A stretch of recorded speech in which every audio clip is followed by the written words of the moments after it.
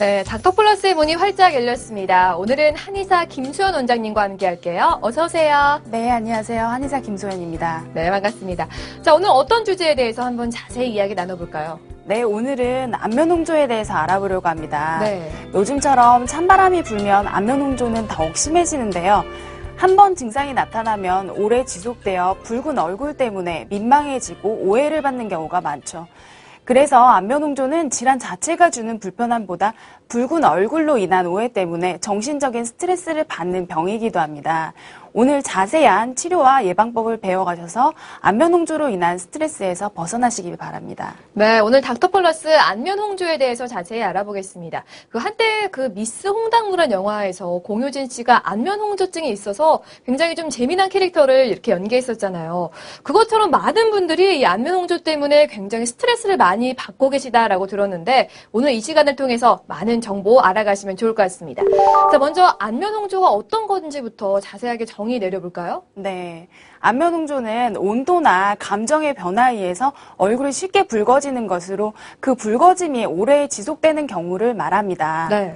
피부에 있는 혈관은 자율신경 조절로 인해서 수축과 확장을 반복하게 되는데요. 긴장을 하거나 흥분을 하면 자율신경이 자극을 받아 혈관이 늘어나고 늘어난 혈관을 통해서 더운 혈액이 피부에 과도하게 몰리게 되므로 얼굴이 화끈거리고 붉어집니다. 결국 안면홍조는 안면 피부 내 모세혈관이 확장되어 발생하는 만성 혈관 질환이라 할 수 있겠죠. 근데 이렇게 얼굴에 홍조, 그러니까 빨개지는 이유가 대체 뭘까요? 안면 부위는 우리 인체 다른 피부 조직에 비해서 혈관 분포가 상대적으로 발달되어 있습니다. 네. 그렇게 피부가 얇고 혈관이 취약하기 때문에 조그만 심리적, 외부적인 자극에도 혈관이 쉽게 이완되어 붉어지게 되는 것입니다. 근데 얼굴에 나타나는 게 주 증상이긴 하겠지만 혹시 다른 부위에도 홍조가 나타나는 경우도 있을까요? 네, 그렇습니다. 얼굴에 홍조가 나타나는 경우에는 머리, 가슴 부위의 피부까지 열감이 오르면서 같이 붉어지는 경우도 많이 있습니다. 알겠습니다. 자, 그럼 지금부터는 안면홍조의 원인에 대해서 자세히 알아보겠습니다. 안면홍조 대체 왜 발생하죠? 일단 여러 가지 요인, 즉 타고난 체질과 체질에 맞지 않는 생활, 과로, 스트레스 등으로 인한 면역력이 저하된 상태에서 발생하는 것으로 보고 있습니다. 안면홍조는 피부에 관련된 질환이지만 한의학적 관점으로 볼 때 안면홍조가 발생하는 원인은 체질적인 문제와 내부 장기의 부조화 등 우리 인체의 전반적인 문제에 기인합니다. 구체적으로 어떤 요인들이 안면홍조를 유발시키는지 좀 알려주세요. 네, 일단 어렸을 때부터 아토피 피부염을 앓았거나 여드름 등 알러지성 피부 질환을 겪었던 분들은 피부에 염증이 오래 지속되어 안면홍조가 생길 수 있고요. 스테로이드가 들어있는 약물을 오랜 동안 얼굴에 바르게 되면 안면홍조가 생길 수 있습니다. 피부가 얇아지고 피부 밑에 혈관이 늘어나게 된 결과로 나타나는데요. 또 폐경기 여성들의 주된 증상이 또 안면홍조거든요. 네. 폐경기 여성의 80%가 안면홍조를 호소하고 땀을 많이 흘리는 발한 증상을 동반하게 되는데요. 홍조증과 함께 화끈거리는 얼굴의 발열감으로 밤에 자다가 자주 깨기도 합니다. 그리고 체질적으로 혈관이 잘 늘어나는 분, 감정 변화가 심한 사춘기 소녀들에게도 안면홍조가 자주 일어나는데요.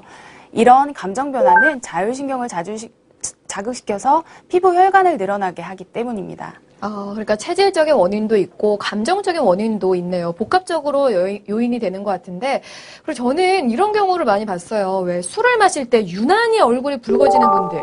근데 이런 분들도 안면홍조로 봐야 될지 좀 궁금해요. 네, 선천적으로 알코올을 분해하는 효소가 모자라기 때문에 얼굴이 붉어지게 되는데요. 안면홍조의 한 원인이 되기도 합니다. 이런 분들은 간의 해독 능력과 알코올을 분해할 수 있는 능력이 떨어지기 때문에 되도록이면 술을 마시지 않는 것이 좋습니다.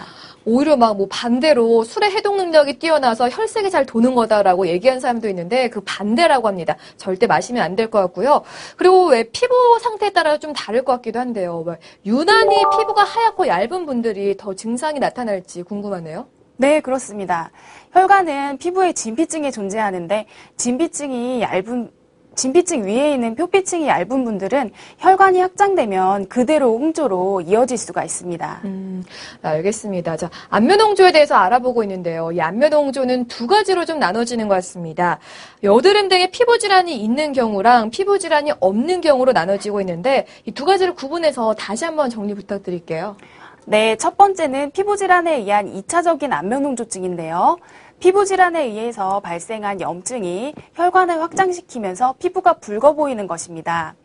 아토피가 얼굴에 있는 경우나 지루성 피부염이 있는 경우가 가장 대표적인 질환이고요. 그로 인해서 얼굴이 붉어짐이 있는데요. 자율신경장애로 인한 안면홍조와의 차이점은 피부 질환에 의한 홍조이므로 정상적인 상황에서도 피부가 붉어짐이 있고 소양감을 동반한다는 것입니다. 두 번째는 피부 질환이 없는 단순한 안면 홍조증인데요. 네네. 자율신경 장애로 인해서 얼굴이 심하게 붉어지는 것으로 일반적으로 말하는 안면 홍조증에 해당하는 것입니다.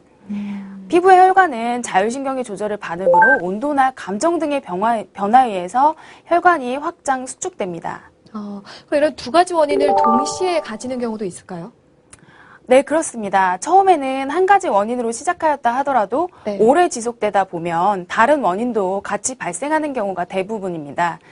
두 가지 원인 중에 어떤 원인이 먼저 발생했고 또 중요한지 판단 후 치료하는 것이 필요합니다. 알겠습니다. 그리고 안면홍조 하면 여드름의 이야기를 안 할 수가 없는데 여드름으로 인해서 안면홍조가 생기기도 하고 또 안면홍조가 생기고 난 후에 여드름이 발생할 수 있는 건지 아니면 동시에 나타날 수도 있는 건지 그런 것들도 좀 말씀해 주시죠. 네, 여드름과 안면홍조는 자주 동반되는 질환인데요. 네. 모세혈관과 피지샘이 가까이 있기 때문에 피지샘이 왕성하게 활동하면 주변의 모세혈관으로 인해 안면홍조가 나타나게 됩니다.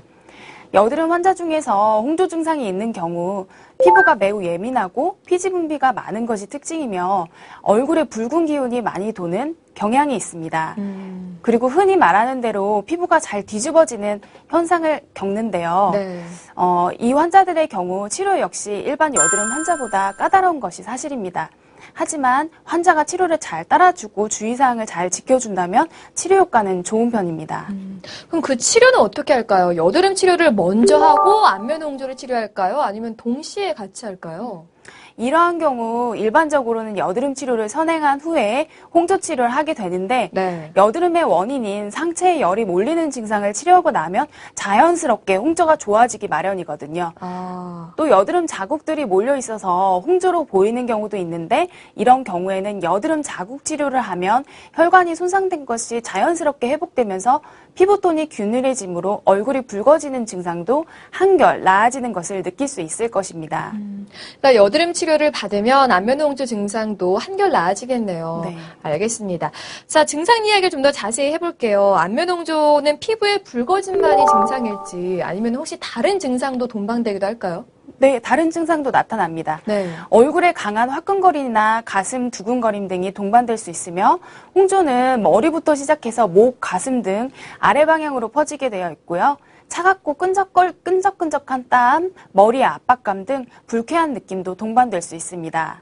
또 심장 박동이 빨라지면서 가슴이 답답하고 숨이 막히는 증상 등이 동반되기도 합니다.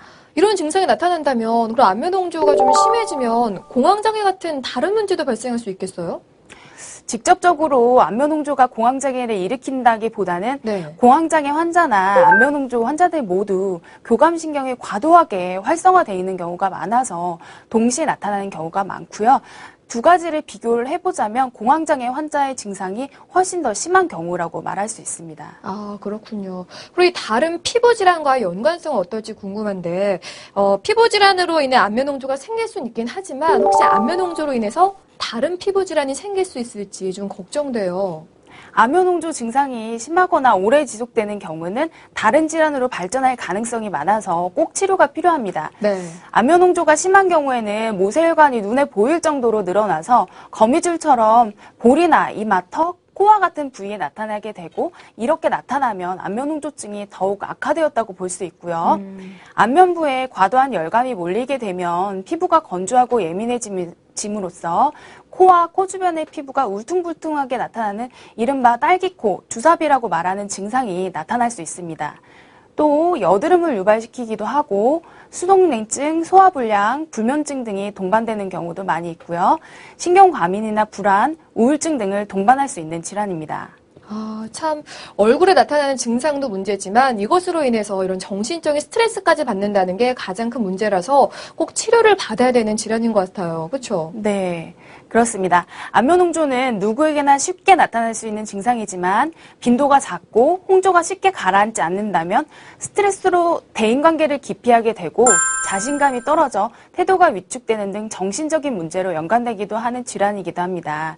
또 증상 정도가 심한 경우가 아니더라도 대인기피증이나 심리적인 위축 등이 이어진다면 치료가 꼭 필요하고요.